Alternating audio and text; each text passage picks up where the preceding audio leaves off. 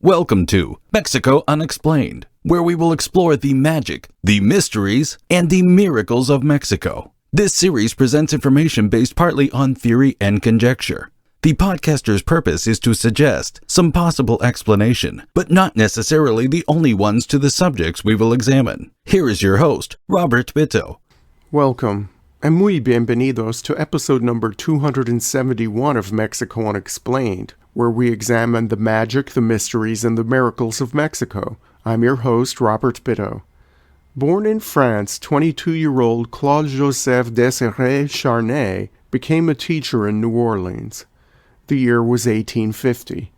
In the U.S. before the Civil War, the press was abuzz with reports of strange lost cities in the jungles of Mexico and Central America. The young Charnay was captivated by the works of John Lloyd Stephens, specifically his detailed travel material coming out of the Yucatan. Charnay would make several journeys to Mexico, once even with French troops under the leadership of Emperor Maximilian. On his 1880 trip, Charnay would explore a very unusual ruined site in the Mexican state of Tabasco. The lost city was called Comalcalco, after the small village of the same name that stood near the ruins. As the first person to make Comalcalco known to the outside world, Charnay published his findings in the October 1881 edition of the North American Review. While Charnay mistakenly identified the ruins as Toltec, he did note similarities between Comalcalco and Palenque, a city he had visited over 20 years before. In the North American Review piece, Charnay described the vast site and its very unusual construction. Quote, "The pyramid is composed of baked bricks mixed with earth, and the buildings, on a plain where there is not the least gravel, are also constructed of baked bricks, set in mortar that is made of lime. The walls seem to me thicker than those at Palenque, and the construction altogether quite as solid, as was evidenced by the great masses of masonry that have fallen without breaking." End quote. The dark red baked brick construction of the buildings noted by Charnay make Comalcalco unique in the Maya world. As the westernmost known ancient Maya site, Comalcalco has many other fascinating features. Although the city was inhabited by the Maya, the name Comalcalco comes from Nahuatl, the language of the Aztecs. Comalcalco is a combination of the words comali, which is a flat cooking stone or griddle, and cali, meaning house. The locative co is added so that the full name might read, "at the house of the flat cooking stones." The bricks used in the construction of the site were reminiscent of Mesoamerican comales, or cooking stones, so that gave rise to the name. As of a few decades ago, we know the name that the Maya themselves called this place, lifted from a name glyph found there and at two other places. They called Comalcalco Hoy-Chan, or the place of the rounded sky. People started settling at the site of Comalcalco around the year 300 BC, most likely to take advantage of the natural resources of the Mezcalapa River floodplain and to capitalize on a trade route developing between the coast and interior. The area is very dense in cacao trees, and cacao production and distribution must have been important economic activities from the early days of the city. For more information about the importance of cacao in ancient Mexico, please see Mexico Unexplained episode number 267. The first buildings at Comalcalco were made of packed earth coated with stucco and painted red. A second mode of construction, known as Phase II, began around 400 to 500 AD during the early Classic period and consisted of kiln-fired bricks. Comalcalco is the only Maya site made with clay bricks instead of cut limestone. The bricks were not molded but cut out of blocks of clay. Many of the millions of bricks used at Comalcalco have inscriptions on them, which has given rise to much speculation and even a few fringe theories. Some researchers, for example, have claimed that some of the bricks have inscriptions in Old World languages, from ancient Egyptian to Arabic to Burmese and Chinese. Unfortunately, there is no tangible proof for us to examine, just hearsay, accompanied by the usual theories of official government suppression and denial. In any case, the bricks at Comalcalco leave behind a treasure trove to be studied. Many archaeologists do not know what purposes these decorations and writings on the bricks served. To form into buildings, the bricks were joined by mortar comprised of calcinated oysters and seashells from the nearby Mecoacan lagoon. Again, this type of mortar is a unique building material found nowhere else in the Maya world, as every other Maya site used crushed limestone as mortar. The many kilns used to fire the bricks used in construction were also used to fuel Comalcalco's arts and crafts industry, specifically the making of clay figurines. Using chemical analysis, archaeologists have determined that Comalcalco figurines were being traded hundreds of miles away during the height of the city's power. Figurines appear to have served a wide range of uses and have been found in many different archaeological contexts, from elite burials to excavations of ordinary households.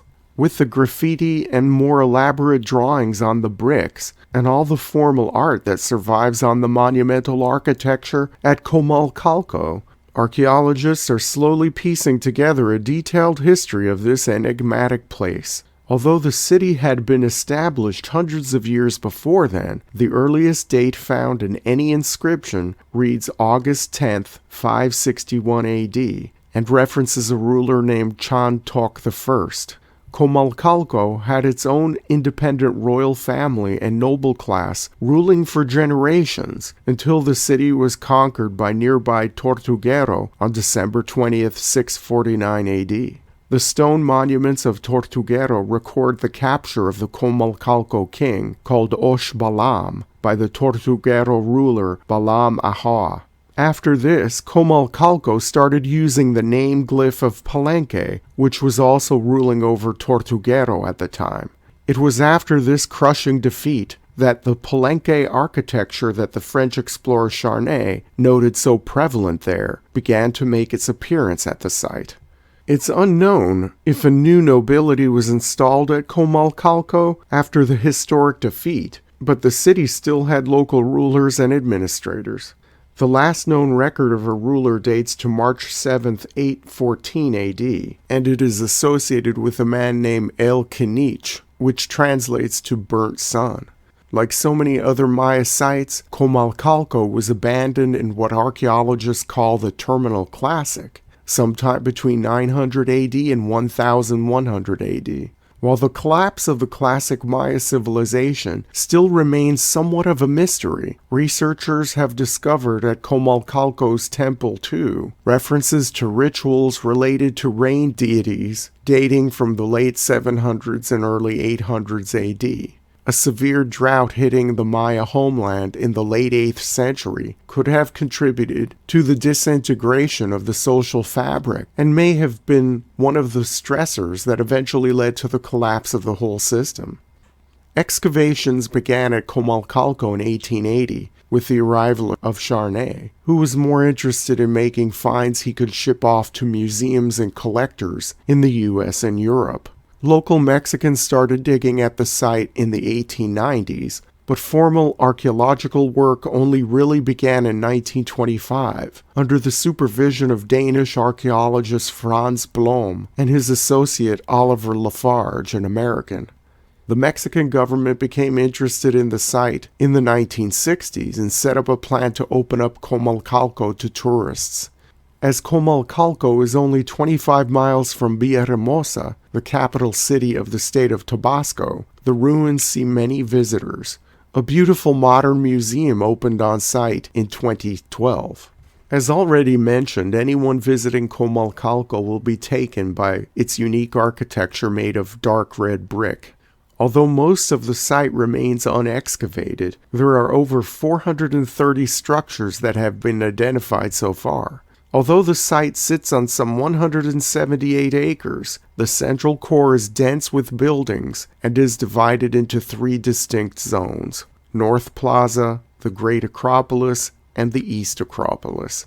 Running east to west, the North Plaza is flanked by terraces and is dominated by a 66-foot-tall brick pyramid known as Temple 1. On these terraces are smaller temples and other public buildings. Between two structures known as Temple 3A and 3B on the southern part of the plaza, a gap exists leading to the Great Acropolis. The Great Acropolis is comprised of a massive artificial platform rising 115 feet in height, topped by a diverse set of buildings with some interesting descriptive names: the Temple of the Seated Chieftains, the Temple of the Mask, the Stucco Tomb, the Tomb of the Nine Lords of the Night, and the Palace. The palace, not fully restored at this time, was the largest building at the Great Acropolis and must have served some important religious purpose, as many altars have been discovered inside the ruins of the building. The sunken patio group is located at the Great Acropolis's southeast exit and may have been the home to elite residences. On the western end of the Great Acropolis are the remains of Comalcalco's main ball court, waiting for thorough restoration. To the east of the Great Acropolis is the aptly named East Acropolis.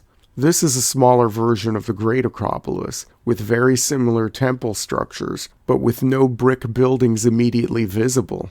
In 2010, an archaeological team excavated 3 mounds located almost 2 miles north of the Great Acropolis. In those mounds, they found 116 sets of skeletal remains. Out of those 116 individuals, 66 were identified as being elites, as they had some of the signature identifiers of the Maya ruling class: cranial deformation, ornamental tooth inlays, and tooth fillings. The burial dates to around 800 AD and was one of the largest and most extensive ever uncovered in the Maya world. Given the number of inscriptions still uncatalogued on its bricks, and given the fact that only a fraction of the site of Comalcalco has been properly excavated, it would take 100 archaeologists working 100 years to get a complete view of this complex place. For now, much of this lost city of brick remains a mystery.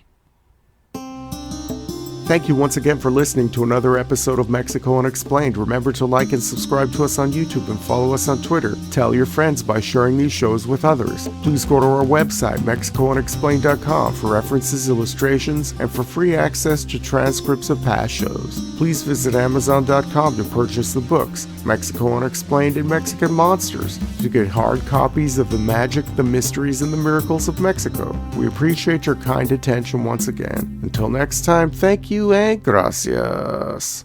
Thank you for listening to another episode of Mexico Unexplained with host Robert Bitto. For show summary, relevant links and commentary, please check out our website at mexicounexplained.com. Like us on Facebook and be a part of the conversation. Adios and hasta la vista.